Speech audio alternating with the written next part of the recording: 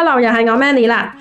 今日講2號嘅女祭司，關鍵字係靜止、消極、直覺、智慧、神秘、傾聽內在嘅聲音。呢張牌咧好特別喎，俾人感覺咧好有一種恬靜嘅感覺啦。喺呢個女祭司牌上面咧係會有4個月亮嘅。呢4個咧我哋睇一睇，佢嘅頭頂有一個圓形嘅月，兩邊嘅角落頭都係2個月亮嚟嘅。佢個腳下邊咧都係一個新月啦，所以加埋就有4個月亮啦。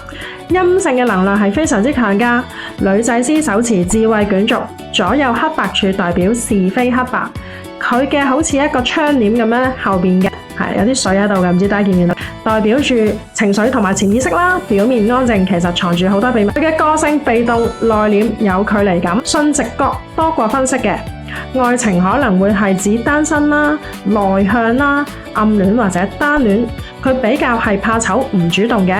事業方面呢，可能係消極一啲啦，因為佢陰性能量比較重嘛，會比較被動啦，可能要等待啦。人際關係呢，比較係有隔膜嘅，比較適合休息或者係靜思。逆位嘅女祭司啦，就係壓抑自己嘅內心啦。又或者有少少特別嘅情況呢，逆位嘅女祭司可能係表面上有啲主動外向啦，而內在係收埋住女祭司嘅特質嘅。健康方面呢，要留意女性啊、月經方面嘅問題。